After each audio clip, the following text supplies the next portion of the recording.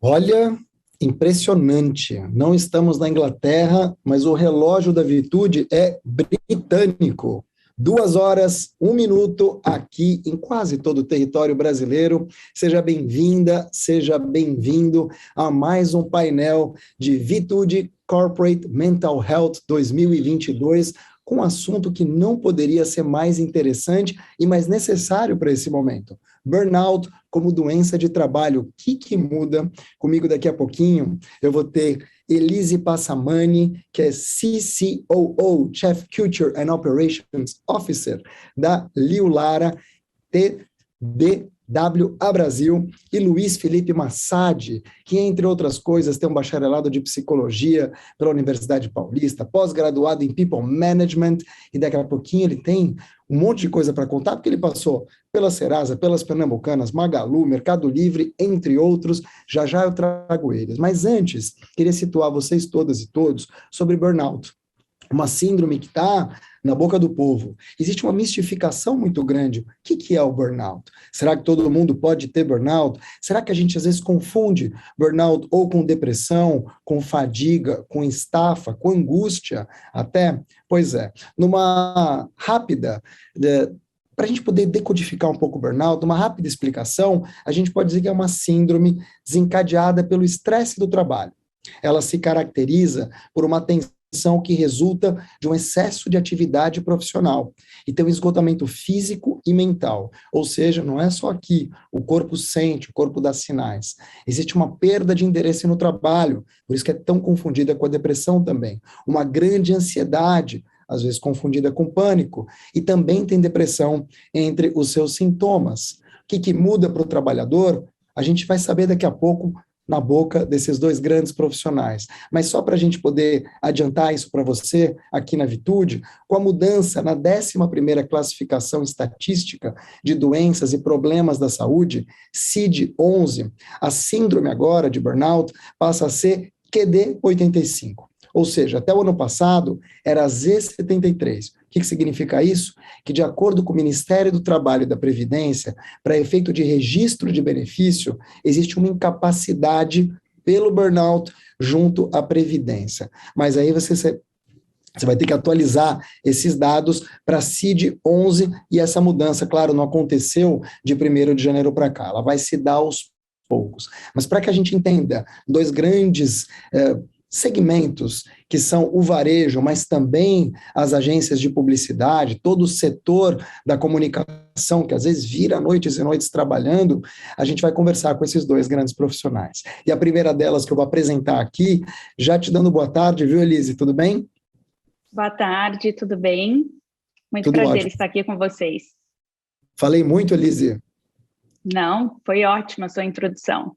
A gente vai falar mais. Mas olha, Elise, para te apresentar, você é Chief Culture and Operation Officer, ou seja, chefe, dá para a gente dizer de chefe de cultura e pessoas? Como é que a gente traduz em português? Na verdade, eu sou responsável pela cultura da agência e por operações. Dentro de operações, a gente está falando de produção, projetos, a operação da agência em si. Então, eu não ocupo a cadeira de gestora de pessoas. Hoje nós temos um diretor de pessoas, mas eu ocupo a cadeira de cultura, que é uma novidade aí no mundo corporativo. Então, eu sou responsável especialmente pelos nossos valores, como a gente faz as coisas, como a vida acontece dentro da agência através das pessoas. Muito bom, lembrando que você está na Liu Lara TBWA Brasil desde janeiro de 2019, ou seja, você já tem uma pandemia para contar a história. Você falou sobre todo o sistema ou subsistema de cultura, de operação, de projeto em produção, e você tem a missão de fortalecer a cultura da agência, tendo como base dois grandes pilares: as pessoas e a tradição Liu Lara, a metodologia inovadora de TBWA, Disruption.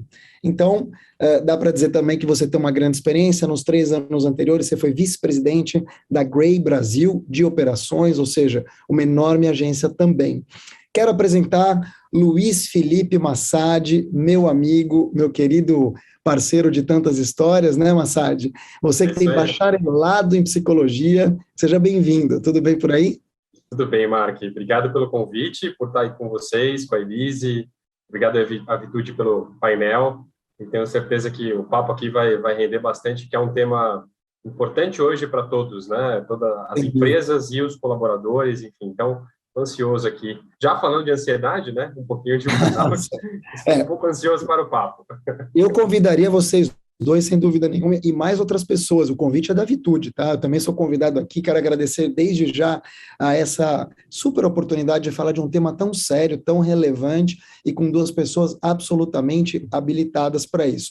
Luiz, quero lembrar a audiência que você é bacharel em psicologia pela Universidade Paulista, pós-graduado em People Management na Universidade Mackenzie, pertinho da minha casa. Você tem um MBA em Business pela FGV, além de 20 anos de experiência, isso ninguém te tira, isso não tem preço, em recursos humanos. Você já passou por Pernambucanas, Polishop, Serasa Experian, AIG, Mercado Livre, Gympass, Magalu. Parabéns pelos seus 64 anos. E agora você é CHRO da OMI. O que você faz exatamente, então, nesta cadeira? O que é um CHRO? Bom, o CHRO é um Chief Human Resources Officer, é basicamente um diretor de RH, e hoje eu estou à frente da OMIE. Nós temos 1.500 colaboradores, é uma empresa de um sistema de gestão para pequenas e médias empresas, e a gente trabalha também com uma filosofia de uma gestão muito humanizada, buscando sempre o acolhimento do colaborador. Então, a gente tem uma crença muito forte, assim como existia, né, um legado que eu trago um pouco do Magazine Luiza. Eu sei que vocês tiveram a oportunidade aqui de ouvir o Caio um pouco mais cedo. É um legado que a gente traz dessa gestão humanizada voltada para a performance, né? A gente acredita muito hoje que cuidar do colaborador é o que traduz em resultado, é a diferença estratégica que você vai ter frente às outras empresas. Então, hoje, se eu fosse resumir, Mark, eu acho que todo profissional do RH deveria se resumir como um grande conhecedor de comportamento humano. É o que mais você precisa estudar, é conhecer o ser humano. E isso nem os robôs, né? Já trazendo outra discussão aqui que está em pauta, vai tirar o trabalho de você entender o que nos move como seres humanos. Concordo plenamente. Eu não seria tão otimista, tá? Talvez daqui uns 10 anos, se a gente voltar a falar, a gente não vai ter uma perspectiva tão distante, mas eu te diria que sim, concordo com você plenamente. Quero começar esse bate-papo pela pergunta que pauta essa nossa conversa, que é o que muda quando a gente fala em doença do trabalho? E Elise, como primeira dama dessa conversa e única, eu queria te convidar então a abrir esse bate-papo, explicando aqui para a gente, na tua visão, eu sei que você tem uma visão muito particular sobre o burnout, que você vai trazer aqui para a gente também, mas o que muda na resolução que, desde 1º de janeiro, torna oficialmente o burnout uma doença ocupacional? Vamos lá, eu só queria aproveitar a oportunidade de agradecer a Vitude, ao convite, a vocês. Espero que o painel seja muito proveitoso. Eu acho que quando a gente fala de saúde mental, tudo ainda é muito relativo, porque a gente precisa respeitar as particularidades do indivíduo. Então, a gente não pode colocar tudo numa caixinha e achar que a gente entende de saúde mental.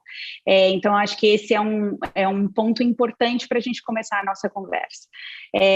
Mas, tentando responder a sua pergunta diretamente, porque esse tema ele é muito amplo, eu acho que a principal mudança vai ser para as empresas que ainda não olham para os seus colaboradores e colaboradoras como pessoas, como seres humanos que têm as suas necessidades, os seus momentos bons e ruins, para as empresas que não fazem esse acolhimento, essa gestão humanizada.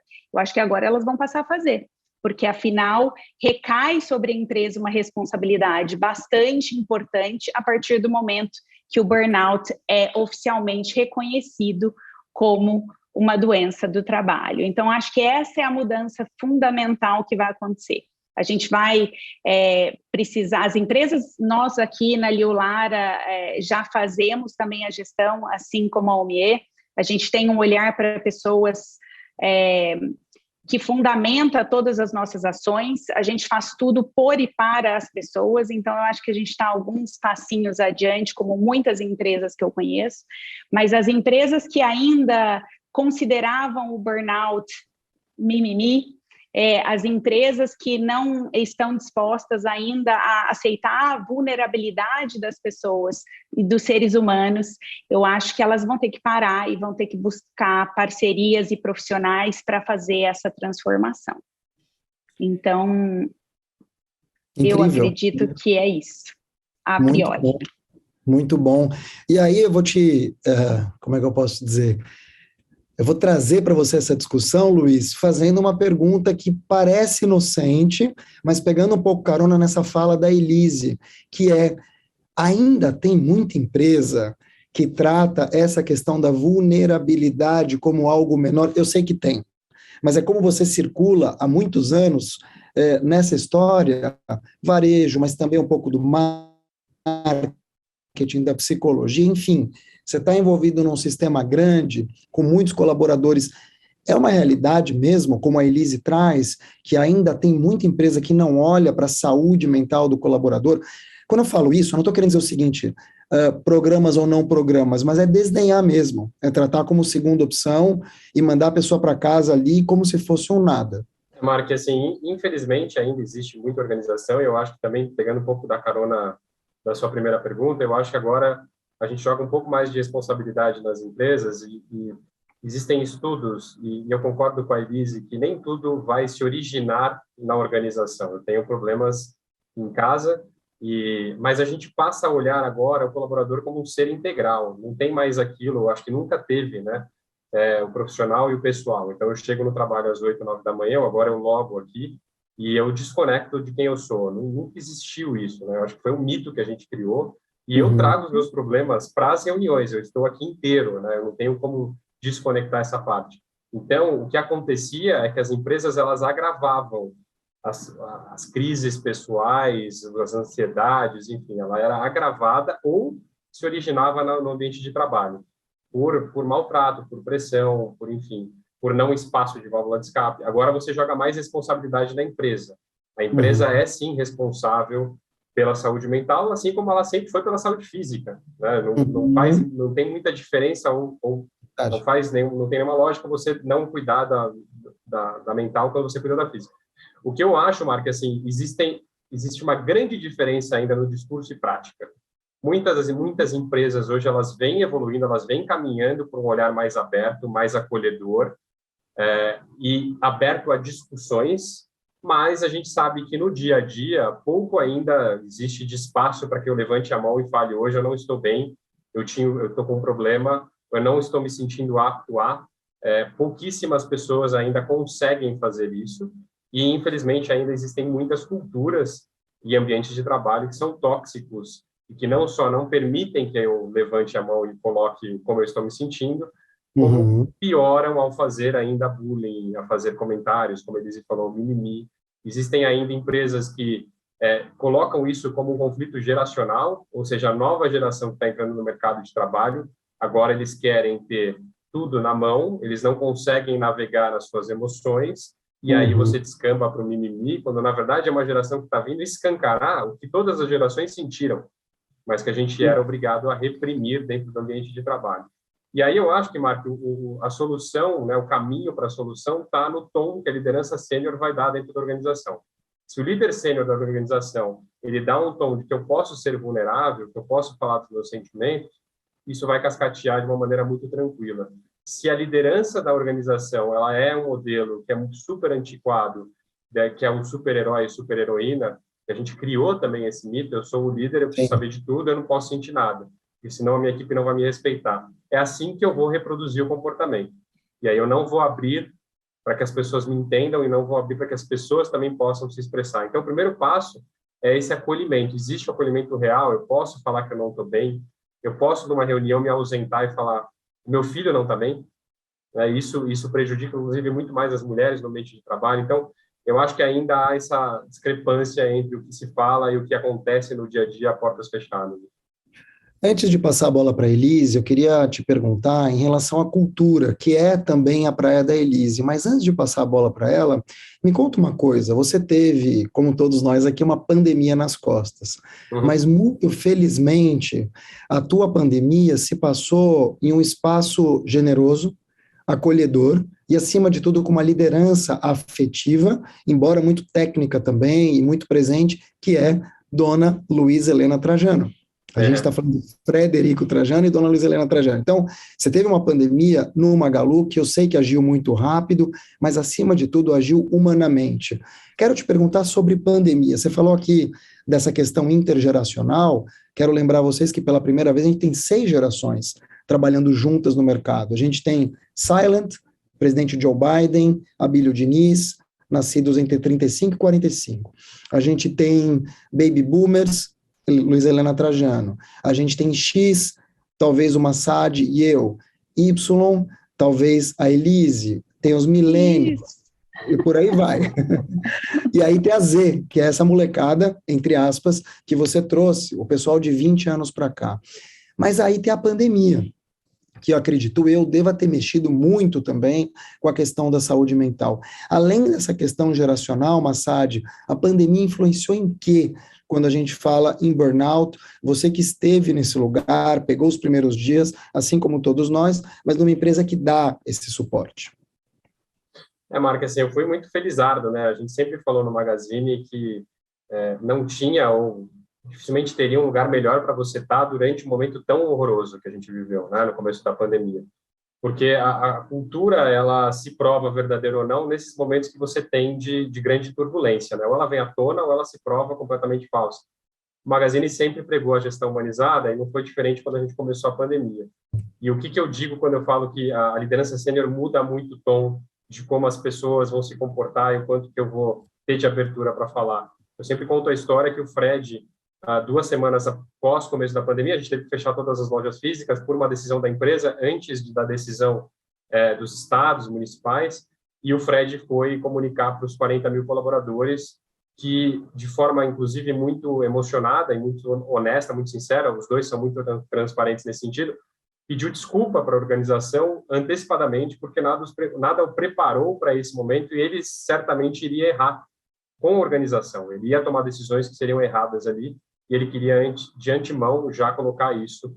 Ele não tinha todas as respostas. Então, foi um momento que, para a gente, nos permitiu a gente se colocar com medo, com receio, com ansiedade, não tendo as respostas. Isso faz com que cada uma das lideranças lá dentro também se permita sentir-se assim. Acho que esse é o principal tom de uma cultura voltada para respeitar os sentimentos, acolher, e a criação de vínculos, né, Marco? Que a gente fez muito e que ainda vem se perdendo é o quanto que eu invisto como gestor e como empresa na criação de vínculos. O quanto que eu paro no começo de uma reunião e pergunto, Marco, como é que você está? Como é que estão as coisas na sua casa? Como é que você tem passado? E aí isso leva 5 minutos. A gente começou a fortalecer um pouco desse convívio mesmo à distância, o que não vai se perder no modelo híbrido, né? A gente não vai se ver da mesma maneira.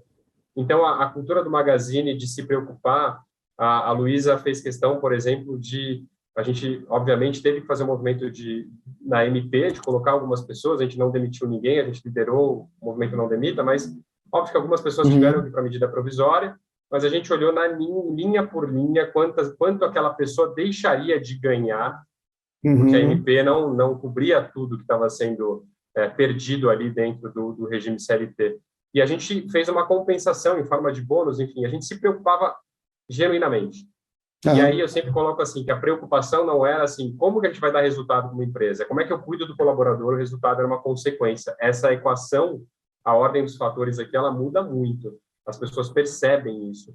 E a gente teve resultados, assim, na pandemia sensacionais, além do que a gente imaginava, porque as pessoas resolveram que, poxa, onde eu estou, eu quero realmente dar o extra mile, eu quero me dedicar, e são ativistas, né? Às vezes as pessoas brincam, como é que vocês faziam os ativistas no Magalu? A gente não fazia o ativista, a gente cuidava das pessoas, e isso era uma consequência deles se engajarem tanto. Elise, pegando um pouco essa história toda de pandemia, você que é responsável por cultura, que é algo tão necessário, eu te diria que é vital para qualquer empresa, seja ela uma urgência, uma agência de uma pessoa só, ou uma agência grande como a tua. Me conta um pouco de como foram os primeiros momentos. Você entrou em 2019, 2020 estourou uma pandemia, que a gente sabe que está rolando até agora, infelizmente. Infelizmente, meu pai é uma das vítimas, eu perdi meu pai para a pandemia em 2020, ou seja, tem reverberações em famílias de todo o país, de todo o mundo, até hoje vai continuar tendo, até o final dos nossos dias, mas o que muda na questão da saúde mental num ambiente que se pretende já um pouco mais difícil, que é o ambiente de comunicação, onde os prazos eram mais elásticos, e um belo dia todo mundo vai para casa, obrigado, né, claro, pelo vírus, e depois você tem uma volta gradual, fechamentos e não fechamentos. Como é que isso impactou cultura na tua agência? Olha, Mark, o meu desafio foi um pouco maior do que eu acho que a gente está imaginando aqui. Eu entrei na agência em 13 de janeiro de 2020.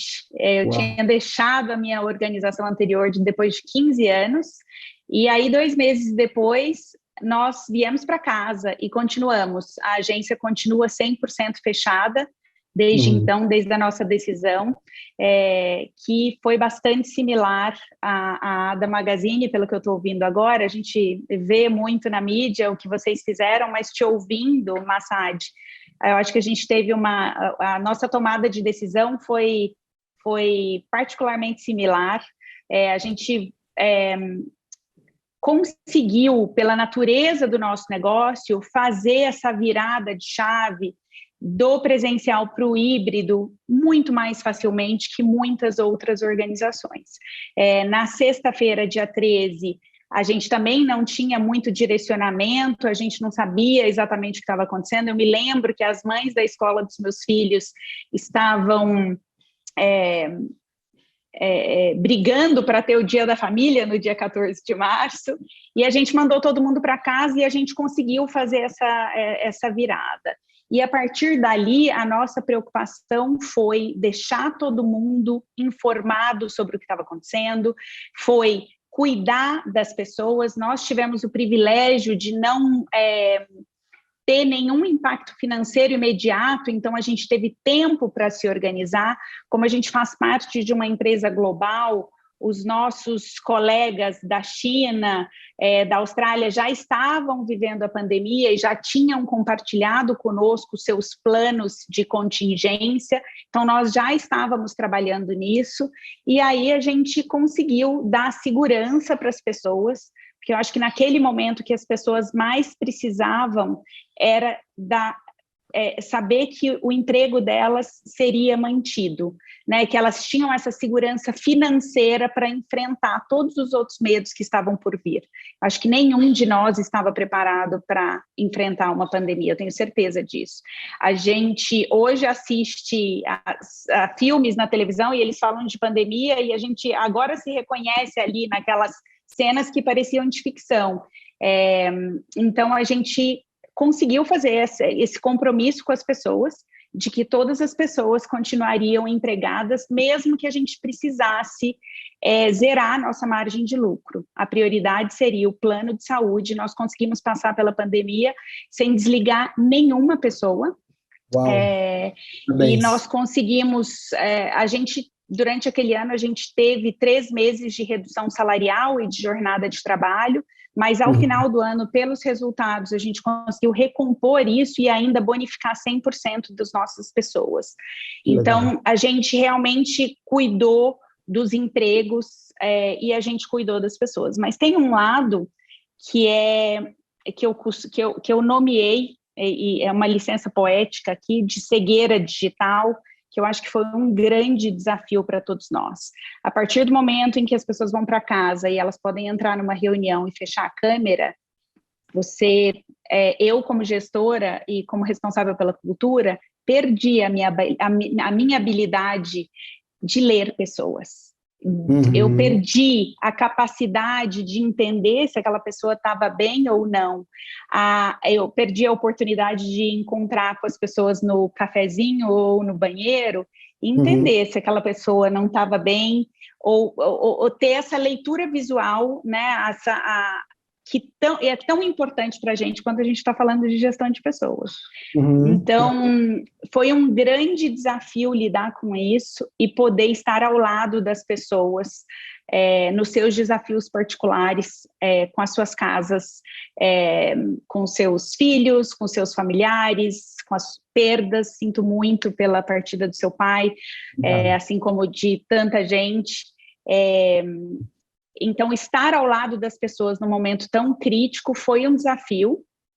E para mim, o grande segredo é realmente se importar, como o Massad disse. A partir do momento em que a gente se importa, a gente consegue fazer a diferença. Então, o detalhe faz muita diferença, né? Você perceber que uma pessoa 2, 3 vezes não abriu câmera e você tomar o tempo para mandar um WhatsApp e falar, tá tudo bem, vamos conversar, ou você ter a oportunidade de falar para a pessoa numa brincadeira, por que você não está abrindo a câmera? E aí, dependendo do tom de voz, você entender que está tudo bem ou não está tudo bem, ou a pessoa só está de pijama mesmo, que também tivemos essa oportunidade de trabalhar de pijama.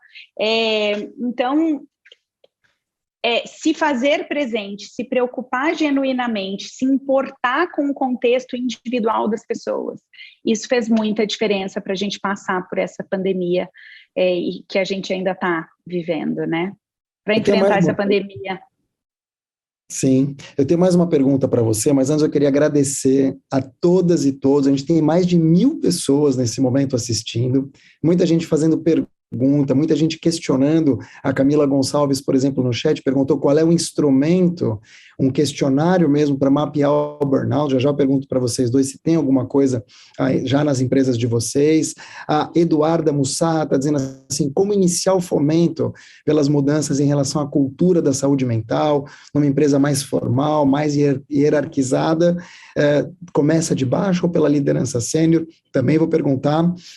Eu fico imensamente feliz. A gente está atingindo um pico aqui de visualizações dentro mesmo dessa semana especial da Vitude, o que nos deixa, os três aqui, eu tenho certeza, muito honrados e, acima de tudo, uma enorme responsabilidade para que a gente possa falar de um tema que é novo para muita gente, mas que já vem vindo há muitos e muitos anos, só que ele não era muito classificável. Antes de eu passar uma pergunta agora para o Luiz, eu queria continuar com você, Elise, só para que você me responda em relação à pandemia, porque quando a gente fala de comunicação, eu sou jornalista, trabalhei em redação há muitos anos, mas eu não fiz publicidade, e eu sei que nas agências, estou falando dos anos 60, 70, 80, né, tinha muita questão de droga nos anos 80, 90, um pouco menos, e depois é trabalho mesmo. E a galera vira à noite, pelo menos virava na minha época, ou seja, sempre foi um ambiente de muito trabalho, de muita entrega. Mudou esse paradigma por conta da Covid, agora as pessoas em casa, na tua avaliação, vão trabalhar diferente a forma de fazer a entrega, não trabalhar de forma síncrona, ou seja, como se fosse, a vida fosse um grande Trello, um coloca aqui, outro coloca ali, a gente vai construindo o projeto? Essa pergunta é muito boa. Para quem eu não sei se a gente tem muitos publicitários aqui. Eu acho que a gente, infelizmente, ainda tem muitas agências que têm essa metodologia nessa filosofia de que você nunca pode baixar a cabeça, de que você tem que estar sempre disponível, que você é imbatível, que homem não chora, que as mães não podem ser tão eficientes como eram antes da maternidade. Eu acho que existem muitas agências e muitas empresas que ainda atuam assim. Eu tenho o privilégio de dizer que os últimos 10 anos da minha carreira, eu participei da transformação do mercado, em que a gente olha para o ser humano como ser humano e que tem as suas necessidades, elas precisam de equilíbrio. Então, a gente vem lutando por essa transformação. Eu diria que muitas agências já estão livres desse estigma. A gente ainda trabalha muito? Sim, a gente trabalha muito, mas nada como nos anos 80 e 90, em que as pessoas tinham que vir à noite. Eu também sou muito feliz de fazer meu autorrelato aqui, que em 2 meses e uma pandemia de trabalho na Liulara TBWA, eu trabalhei um único domingo por 2 horas para entregar uma concorrência. Eu não trabalhei um final de semana sequer, a gente emenda todos os feriados, a gente ganhou de presente a emenda entre Natal e Ano Novo, a gente busca incessantemente para que todos cumpram a jornada de trabalho de 8 horas, inclusive no mundo virtual, especialmente no mundo virtual, onde a gente tem um cansaço mental muito grande por conta do excesso de telas. Eu diria que o mercado publicitário está se transformando nesse sentido, porque é óbvio que as pessoas precisam se sentir encorajadas a imporem os seus limites, e as empresas, sejam elas agência ou não, precisam estar dispostas a ouvir quais são esses limites, né, para que a gente possa, de fato, ter pessoas felizes trabalhando para a gente, gerando resultados melhores para todos e todas. Muito bom. Massad, você é um especialista no tema, você é um executivo sênior, assim como a Elise. Eu queria pegar, então, a pergunta da nossa audiência a respeito de por onde deve começar, né? A Eduarda traz aqui esse questionamento, a Eduarda Mussarra, como iniciar o fomento, então, dessas mudanças em relação a uma cultura de saúde mental numa empresa que é hierarquizada.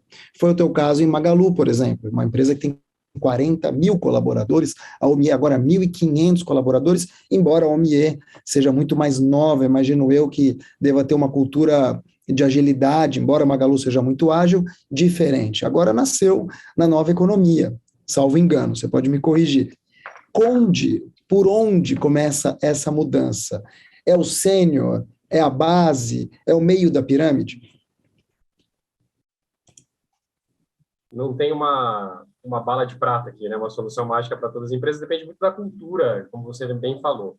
Mas eu acho que a gente não pode ficar restrito. O ideal é você começar numa liderança sênior, né? Você fazer uma conscientização pela liderança sênior, e aí você tem lideranças sênior que são mais pragmáticas, racionais, e que vão começar a caminhar quando você mostrar dados de performance, ou seja, já tem pesquisas aí no mercado que mostram que mais de 43% dos trabalhadores são impactados por burnout em algum momento das suas carreiras.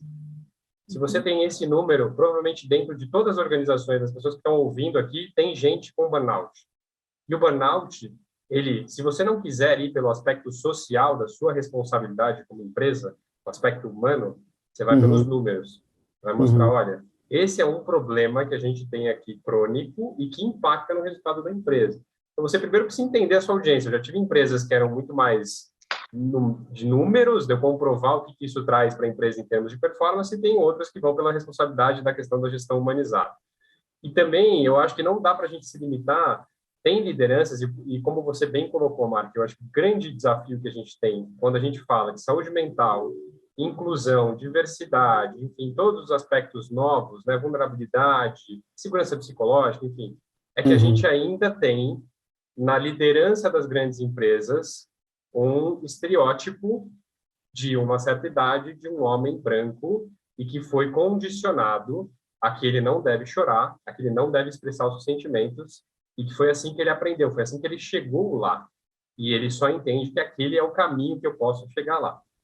Se não dá certo, eu sempre falo, as pessoas sempre fizeram um benchmark lá, quando a gente lançou o programa de trainee para negros no Magazine, todo mundo ligava e falava, pô, mas eu não tenho a Luiz Helena. Ninguém tem a Luiz Helena a não ser o Magazine, né? Isso não vai mudar. Então, o que eu falo assim, a gente brinca que é o hack the system. Como é que você começa um movimento interno, seja pela base, pela média gerência, enfim, de começar a fomentar essa discussão? É um grupo? É alguém que vai lá falar para você sobre uma palestra? É alguém que vai contar o próprio caso? A gente começou a fazer um trabalho dentro do Magazine na área de tecnologia para falar de saúde mental, inclusive com a Vitude. E foi muito bacana, porque a gente conversando com os diretores do Magazine, um falou para a gente que passou por um momento de depressão. Eu conversei muito com esse diretor, e esse diretor foi fazer a palestra junto com a Vitude. Isso mudou para a gente completamente o cenário. É alguém de dentro da empresa levantando a mão e falando, olha, pessoal, eu tenho um problema. E está tudo certo ter problema. Então, você tem caminhos, você não necessariamente precisa alinhar todo mundo, pegar 1000 aprovações. Existem outros caminhos que você tem que ser criativo para falar. E entender teu público, tá? Entender que esse é um movimento que você precisa criar os ambientes para que as pessoas possam se expressar. Porque isso vai começar a fazer parte da cura pela organização. Você fez uma outra pergunta, quem que deve cuidar? Algumas empresas têm área de responsabilidade social e saúde e segurança, outras não têm. Então, é responsabilidade de todos Se eu levanto a mão e falo, estou com um problema, quem pode conversar comigo aqui? Quem pode me orientar ou direcionar? Isso toda empresa deveria estar orientada de como fazer isso. E aí eu acho que só finalizando, Marco, que é um perigo que a gente está vivendo, é uma banalização da solução. Então, se você hoje entra no Instagram, você vai ter lá 1 milhão de caixinhas de 7 passos para você ser mais feliz. Uhum. E aí a gente entende que todo mundo é super igual e que se eu seguir aqueles passos, eu tenho um tratamento correto. Quando a gente está falando de burnout, que deve ser tratado por profissionais, psicólogos, terapeutas, psiquiatras, médicos, o que seja, mas que não é algo que, assim, eu vou sentar aqui, eu vou assistir alguma coisa e isso vai magicamente se alterar. E aí a pessoa fica mais frustrada porque ela não consegue atingir aquele objetivo. Então, as empresas precisam dar essa orientação, busquem um profissional, dê indicações, enfim, porque não é banal, né? Quando a gente fala do burnout, da depressão, da ansiedade, não é banal e não é qualquer solução que vai me ajudar. Olha, você citou um ponto aqui que para mim é fundamental, e eu sei que tanto em Magalu como você, Luiz, eu tenho certeza que Elise também, tem em alta cota, que é a questão da diversidade. A diversidade, ela está em tudo, na verdade. Tem diversidade racial, que é essencial num país tão racista quanto o nosso. Tem a diversidade intergeracional, da qual se fala pouco, mas é importante a gente ter isso em mente, porque esse gap fica um pouco menor com as pessoas todas trabalhando em casa. A gente tem jovens de alma velha e pessoas mais velhas, prateadinhos, como a gente fala, ou até um pouco mais calvos, como eu, que já tem uma alma mais jovem. Então, isso tudo se mistura um pouco. Agora, é inegável que a gente tem um recorte de burnout que é feminino. A mulher, me parece, e segundo os estudos, passa por mais burnout do que o homem. Esse é um primeiro ponto. E a gente sabe também que, por conta da pandemia e dos anos que vem vindo, esse recorte fica mais agressivo quando a gente fala na mulher negra. E por que na mulher negra? Porque muitas vezes ela tem uma questão ali financeira, você tem um recorte social, as camadas, às vezes, da sociedade que sofrem violência doméstica, no final das contas, a gente tem a mulher negra sofrendo mais com isso. Magalu, com 40 mil colaboradores, tenho certeza, tinha muitos colaboradores negros, muitas colaboradoras negras. Quando a gente fala de burnout, e numa sociedade que é uma sociedade ainda desigual, a gente tem que prestar atenção, Luiz, nesses recortes, quando a gente fala também agora que é uma doença ocupacional, tanto no feminino, quanto na mulher negra, pessoas com deficiência, enfim, a diversidade entra nessa história? Certamente entra, né, Marco? A gente sabe que ainda há uma grande desigualdade, como você bem colocou. Se você for mensurar o impacto, e aí eu estou generalizando, que é um pecado, mas eu vou generalizar um pedaço aqui, a mulher, ela foi impactada, a mulher que tem filhos, casada, não casada, enfim, ela assumiu basicamente todas as responsabilidades da casa. O que já acontecia foi potencializado durante a pandemia. E as organizações, elas não conseguiram se policiar nesse sentido do que pode ser feito para o acolhimento da mulher. E aí que eu falo muito que a empresa hoje ela tem uma responsabilidade educadora gigantesca. A gente fala de político, a gente externaliza sempre o problema, né? O problema é sempre o outro.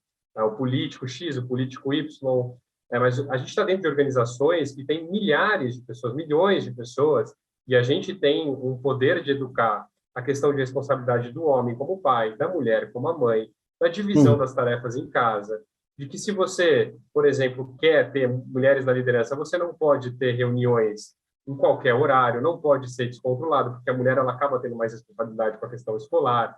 Então, é preciso sempre olhar com atenção, porque existe esse desequilíbrio no impacto. E ainda as empresas, elas, de novo, a gente vira e mexe vê no LinkedIn posts de pessoas falando na entrevista X, me perguntaram se eu pretendo ter filho.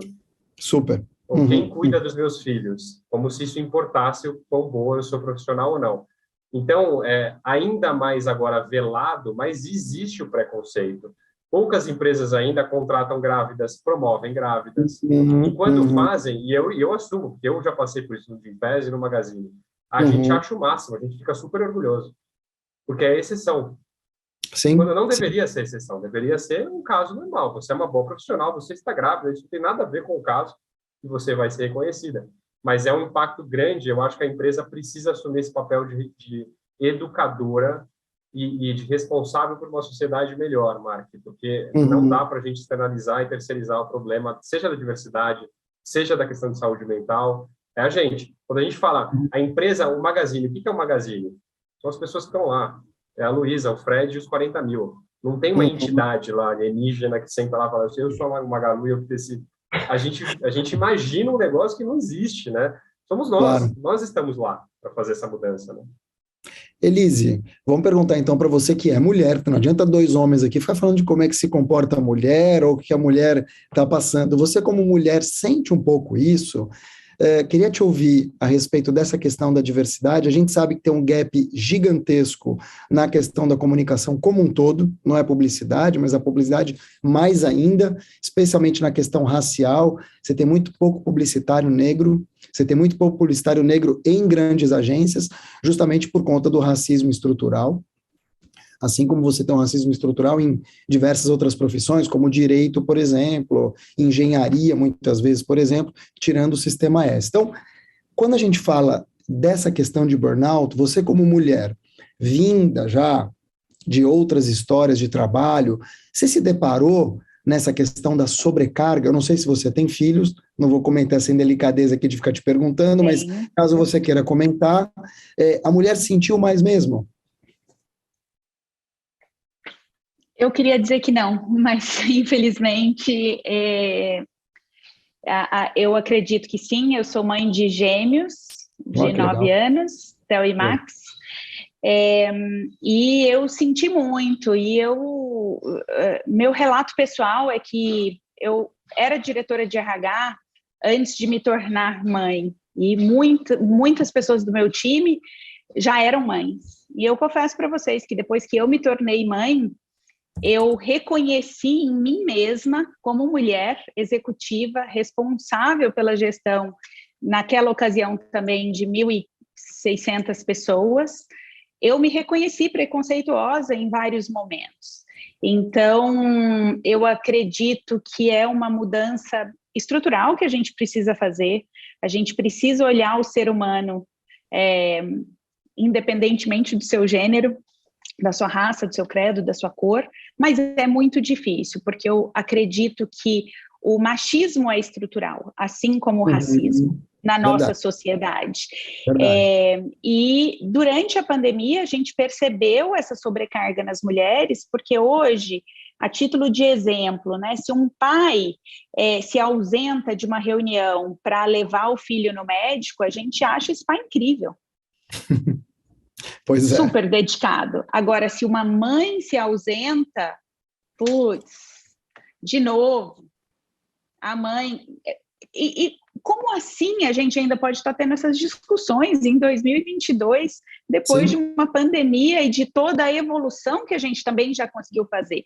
A gente não pode tirar o próprio mérito da sociedade de todas as evoluções, mas recai o peso das atividades domésticas, recai muito mais sobre a mulher do que sobre o homem, e isso traz uma sobrecarga e essa sensação de nunca estar fazendo o suficiente, com muito mais frequência para as mulheres do que para os homens, porque os homens se esconderam, muitos deles nos seus escritórios ou quartos, e se dedicaram integralmente ao trabalho, enquanto a mulher tinha que se dedicar ao trabalho e ainda dar conta de todas as atividades domésticas, do homeschooling, e aí essas reuniões que o Massad comentou, né? Aqui a gente criou uma regra de que a partir das 11h30 as mulheres não podiam participar de nenhuma reunião, porque não é a partir do 12h30, porque 12h30 as crianças tinham que estar comendo, então quem ia fazer o almoço?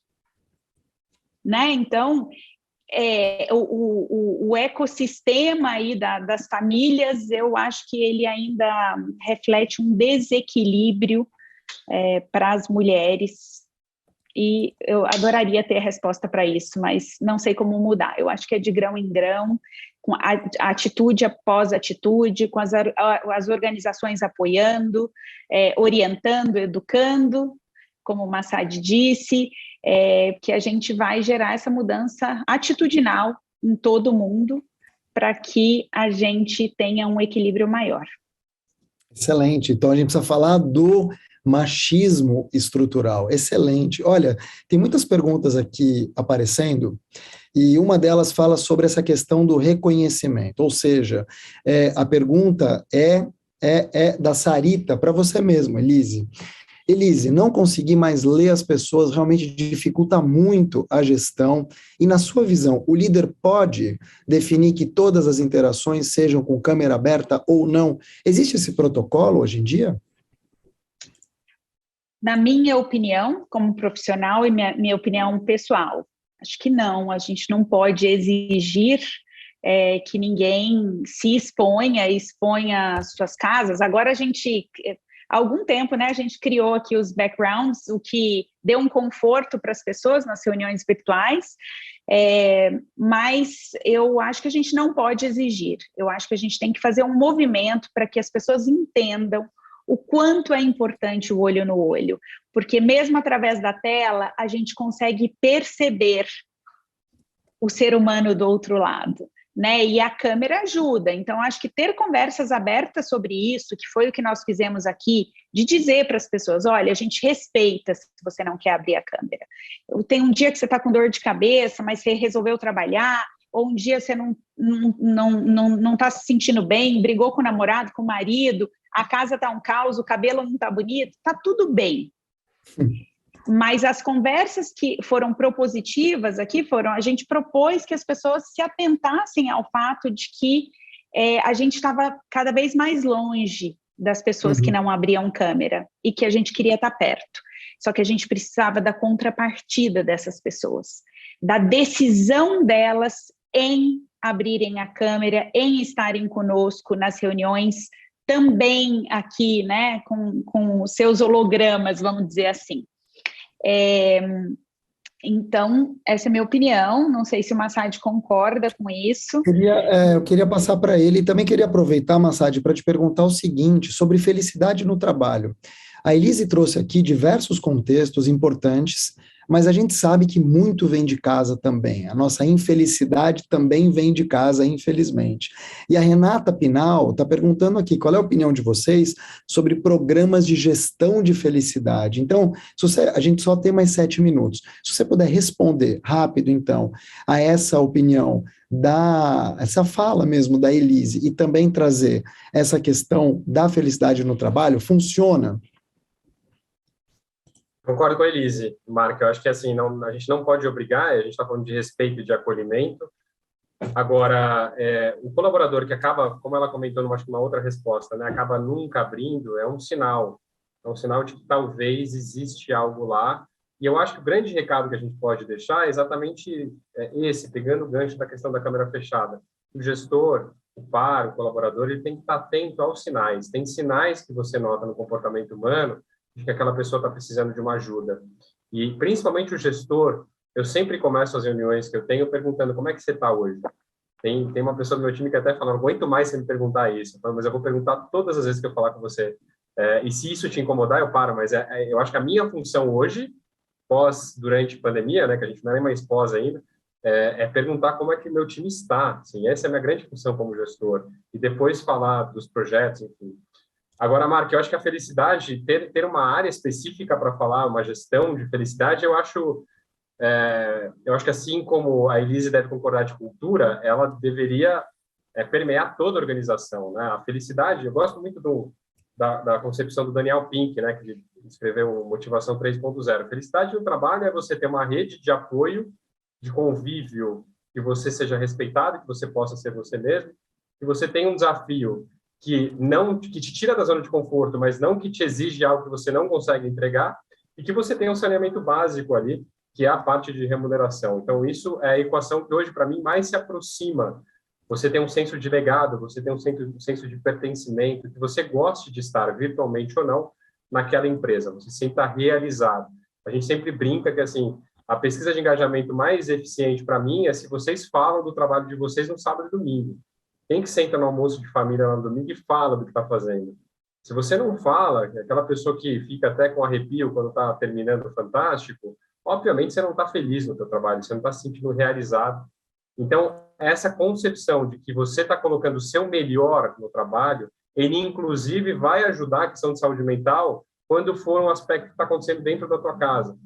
Não estou passando por problemas no meu relacionamento, enfim. O trabalho ele pode ser uma válvula de escape, porque lá eu consigo me sentir completo, lá eu consigo me sentir que eu estou produzindo e que eu estou avançando de alguma maneira.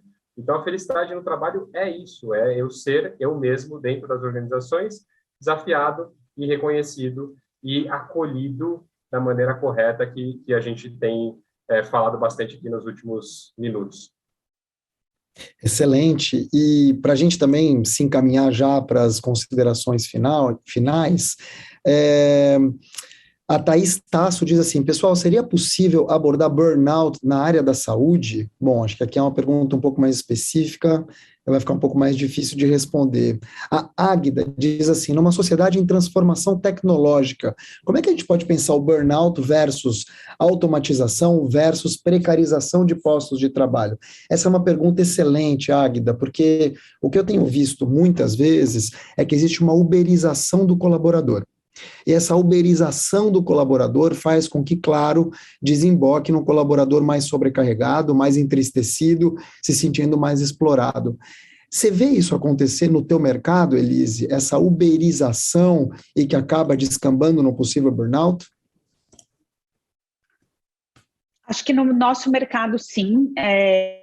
Mas o nosso esforço é para que as pessoas sejam cada vez mais valorizadas, que o nosso turnover seja o menor possível, para que a gente não perca o que a gente tem de mais importante, que são as pessoas, né? Então, eu acho que nós temos que fazer o movimento contrário, apesar de ter percebido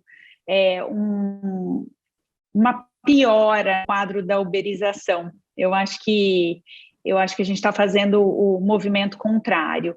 E eu realmente acredito que o ser humano é insubstituível, que as máquinas, as tecnologias, elas têm que vir para facilitar a nossa vida, mas não para substituir as pessoas.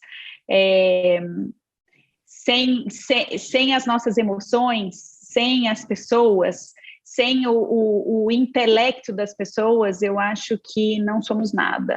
Então, eu ainda acho que a gente tem muita força contra essa ideia de que seremos substituídos pelas tecnologias e pelas máquinas, apesar, claro, de saber que algumas indústrias, especialmente, já não têm alguns postos de trabalho porque tem algumas tecnologias atuantes.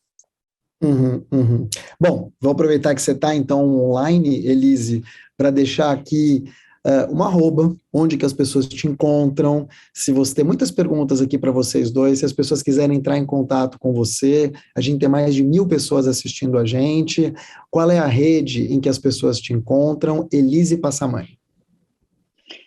Eu gostaria de deixar meu e-mail, não sei se as pessoas vão conseguir anotar, mas meu e-mail pessoal é Elise B de Borges, Passamani, @gmail.com. Será um prazer trocar com quem quiser. E minhas redes sociais são fechadas, então não vou divulgar aqui, mas no LinkedIn vocês também me encontram com Elise Passamani, e ali também a gente pode conversar e falar mais sobre esse tema ou quaisquer outros. Quero aproveitar também que a gente está finalizando para agradecer vocês dois, agradecer a Vitude pela oportunidade e por todas as pessoas que estão nos assistindo. Espero que nós tenhamos contribuído com essa discussão. Reconheçam as suas emoções, essa é a minha dica. Reconheçam o que vocês estão sentindo, porque vocês vão fazer diferença na vida do outro e na vida de vocês mesmos, se vocês fizerem isso. Muito bom. Luiz Massad. Bom, o meu mais fácil é pela rede social, tanto no LinkedIn quanto no Instagram, é Luiz Felipe Massad, tem um Felipe aí no meio, que fica meio oculto, geralmente, mas lá eu consigo responder quase todo mundo, tanto no Instagram quanto no LinkedIn. E eu acho que é só complementando a mensagem final da Elise, né? Reconheçam e busquem ajuda, peçam ajuda. Nós não estamos aptos, nesse momento ainda mais, a ter a solução sozinhos. Então, busque profissionais, busque conversar com alguém, porque é importante. Eu sempre falo, todo mundo devia fazer terapia. Ainda bem que hoje, né, a gente já não tem tanto preconceito quando eu falo, poxa, eu vou sair agora porque às 6 eu tenho terapia hoje. As pessoas já começaram a conviver melhor com essa informação. E eu acho que todo mundo deveria buscar algum tipo de ajuda profissional para que possa passar da melhor maneira possível por tudo que a gente vem vivenciando dentro e fora da organização. Foi um prazer, de novo, estar com vocês aqui. Obrigado. Marco, eu estava até com saudade da gente fazer live, viu? É verdade, é verdade. Luiz, eu gosto muito de você. Agora, super prazer. Agora tem a Elise também. Gente, obrigado, Tatiane Pimenta. Obrigado a toda a equipe da Vitude. Obrigado a Camila e o Matheus, entre outras e entre outros. E as mais de 1.000 pessoas que estiveram com a gente durante 1 hora nessa semana especial de Vitude, que é a Vitude Corporate Mental Health 2022, nesse painel incrível, Burnout como doença de trabalho, o que muda? Eu sou o Mark Tawil, estrategista de comunicação, LinkedIn Top Voice, TEDx Speaker, e minha arroba é MARCTAWIL. Mark Tawil, todo mundo junto, um beijo, até lá e saúde mental.